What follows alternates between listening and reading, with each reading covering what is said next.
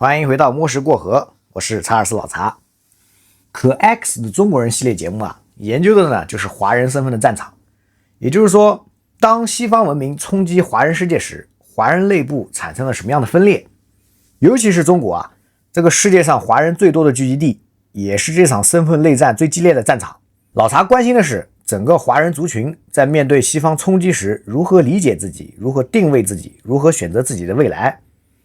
所以朋友们如果你们对华人身份、华人文化、华人文明没兴趣的，可以呢去观看老查的其他影片。在进入今天的身份战场之前老查呢先想问大家一个问题大家有没有发现，每隔10几20年，中国社会就会出现一波集体狂热，就是突然之间几百万、几千万人都相信同一件事，都做同一件事，都用同样的话语体系。然后呢，过了几年甚至几十年，这股热潮退去大家回头一看，会觉得不可思议。当时的人们怎么会相信那个东西？譬如50年代、60年代搞大跃进的人们，70年代搞文革的人们，80年代信学潮，90年代信法轮功，到了2020年代，为了吃瓜盟主痛哭流涕下跪喊先生的人们，这些人有什么不同吗？老查的答案是没有，他们的共同点都是在寻找答案，寻找我为什么活着，社会为什么会是这样，我呢该怎么办。很明显这里有一个又一个的精神空洞没有被填满，人们呢就会去寻找现成的答案，而那些能提供现成答案的人就会获得巨大的影响力。如果单纯的说为什么中国人这么容易集体相信某些东西，是中国人特别傻吗？还是中国人特别容易被洗脑？这个出发点完全是错误的。因为任何一个民族、任何人群都会有被集体煽动或洗脑的那一面，这不是民族特性，这是人性。在之前的节目里我们介绍过，在3个战场的作用下，接受了西方文化的文人们开始进行了反思。那既然是反思，那必须是刨根问底式的挖掘。老查先说清楚并非所有反思传统的知识分子都有问题，真正的学者会用严谨的方法、客观的态度去研究传统文化的利弊。但我们今天要猜的不是这些严肃的学者，而是另一批人。老查呢把他们称之为文化镌刻。简单来说，他们不做原创的研究，而是把西方的理论框架拿来套在中国身上，套完之后呢，得出一个结论，你看中国人不行是因为文化不行，所以中国果然不行。这批人有几个明显的特征。第一类呢是早年的留学派，成长路径是年轻时候出国，而且很多都是公费，在西方待了几年甚至10几年，回国之后就开始启蒙国人的旅程。典型的话语就是说我在国外生活过，我知道真正的文明是什么样的，你们这些没出过国的根本不懂什么叫自由，什么叫尊严。他们的问题在哪？就是把西方经验当成普世真理，把中国特色当成文明的缺陷。第二类呢是学院理论派，这个派系呢通常呢没有长期的海外经历，但熟读西方理论著作。典型的话语就是根据福柯理论，按照哈贝马斯的观点，从韦伯的视角来看。问题在哪呢？是把西方的理论直接套在中国身上，然后呢得出中国不符合理论的结论。第三类是最常见的，是文艺悲情派，通常是作家、诗人、文化评论家。典型的话语是中国人的精神是空心的，我们这个民族缺乏灵魂，传统文化让我们无法自由呼吸。问题在哪？把个人的不幸上升为民族的劣根性。可能有朋友会说你说的这不就是那恨国公之吗？并不是他们看起来很相似，但其实呢是完全不同性质的两种角色。恨国公之，他们通常直接、激烈、情绪化的批判中国，言论风格是中国这不行那不行，只有西方都是对的。他们的特点是立场先行，情绪驱动，结论明确。这种人呢其实很容易识别，也很容易反驳，因为他们的论述呢往往经不起深度的推敲。但文化镌刻可不同，他们不会直接骂中国，他们会用学术包装、理论框架、叙事学来告诉你，不是我说你不行，是学理上、结构上、文化基因上你就是有问题，这才是最致命的。这些高知华人通常呢受过良好的教育，有非常强的文学功底，会用学术语言。他们不是简单的说中国不好，而是用叙事学、人类学、宗教学的语言来证明中国传统从根子上就有问题。更要命的是，这些论述往往触及了真实痛点，譬如现代中国人确实感到空虚，确实缺乏意义感，确实信任缺失。所以当这些文人说这是因为中国传统有问题，很多人都会点头，对啊，好像说的有道理。开头我们就说了，由于种种原因呢，中国人在各自不同的层面寻找意义，而这些文化镌刻呢，给他们提供了一套解释系统。你为什么感到空虚啊？因为中国的传统文化有问题。你为什么感到压抑啊？因为儒家文化压制人性。你为什么找不到人生的意义啊？因为中国缺乏宗教信仰。这套解释听起来很有道理，而且很学术。于是呢，很多人呢就会相信，信了之后他们会怎么做呢？做了之后政府又会怎么应对？尤其是你觉得中国的政府会怎样应对？这里呢我们就留个白大家呢自行思考就可以了。老查先给大家补充一个背景这套否定传统的玩法呢不是今天才有的。早在清朝末期，当中国在鸦片战争、甲午战争中惨败之后，文人们就开始反思了。反思为什么我们打不过洋人呢？最后得出来一个结论，因为我们的文化落后。甚至有人说，中国人的劣根性在于汉字太难学了，导致呢思维僵化。于是真的有人提出废除汉字，改用拼音，提出全盘西化。但问题就来了，日本也是东方国家，日本也用汉字，日本也受儒家的影响，这日本怎么就崛起了呢？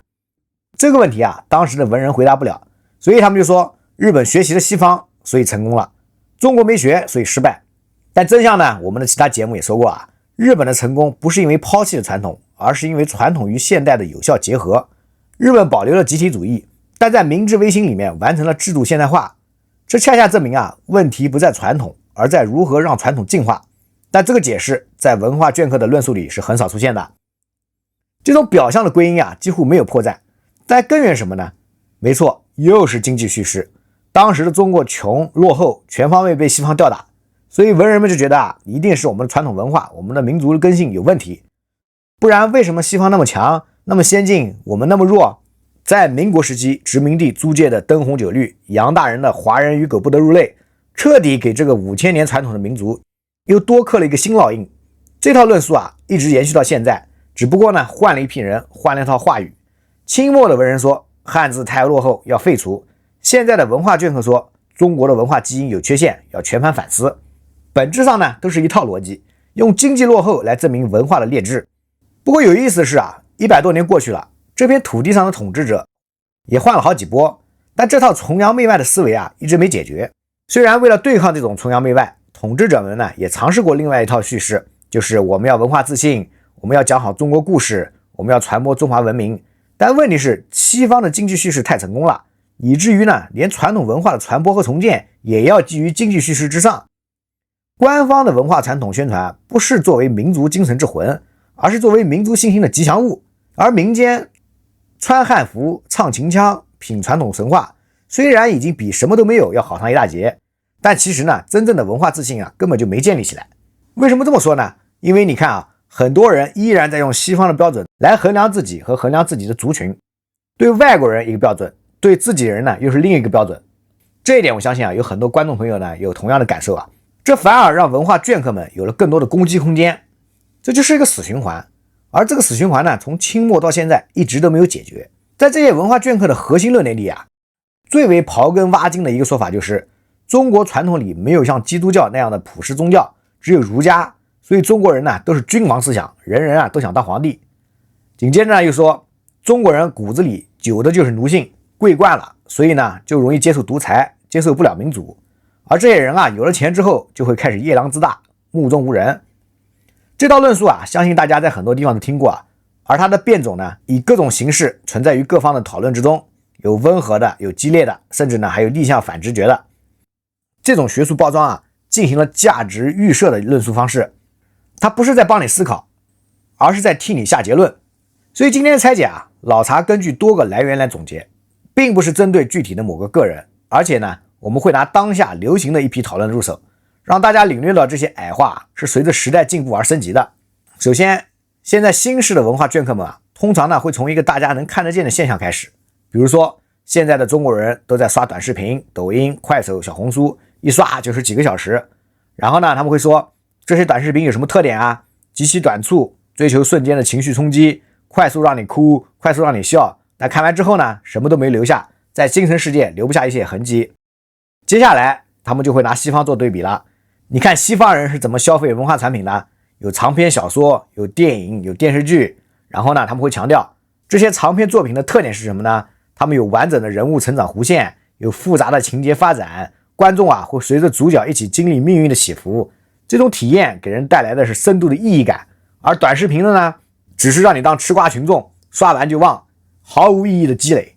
接下来关键的跳跃就来了，他们会问，那为什么中国人这么容易被短视频吸引呢？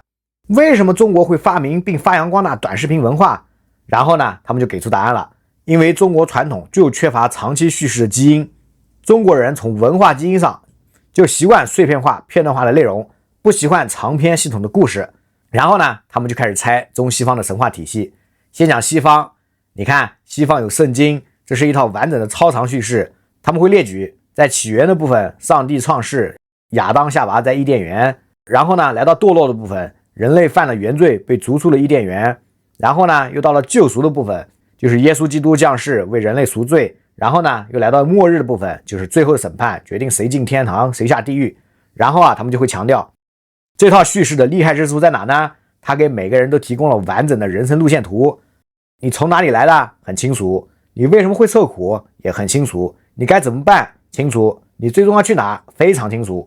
所以这套叙事不仅是宗教，它更重要的是它建立了一个超越血缘的命运共同体。只要你信这个上帝，不管你是哪个民族哪个国家，大家都是神的子民，都有共同的终极目标。接下来他们呢就会拿中国来做对比了我们来看看中国的神话是什么样的呢？盘古开天，女娲补天，夸父追日，精卫填海。他们会指出这些故事有什么特点呢？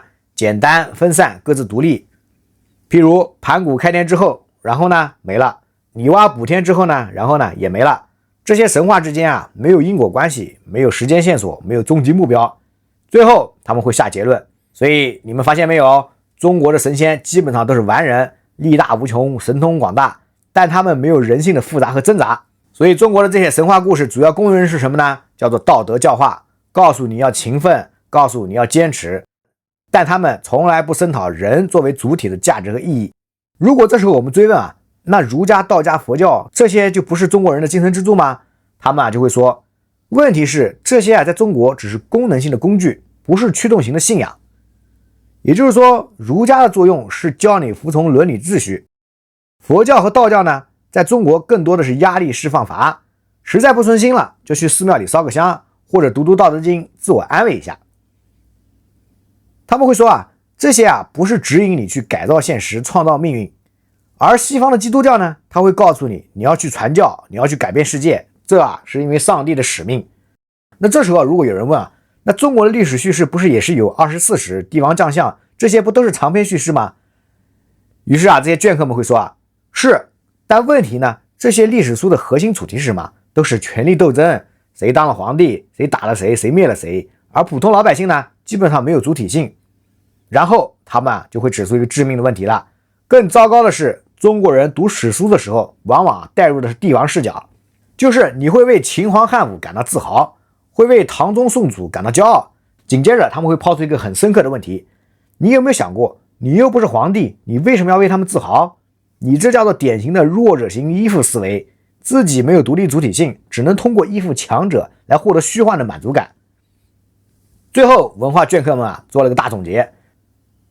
所以你们看，中国的传统从根子上就缺乏公共叙事，神话是碎片化的，宗教是功能性的，历史又是帝王视角，这导致了什么呀？这导致了中国在社会层面无法建立超越血缘的信任共同体，所以中国人走出家门就互相不信任，所以中国人在陌生社会里信任成本非常高。而在个体层面，中国人缺乏深度的意义感，所以中国历史上总是陷入虚无，就是是非成败转头空。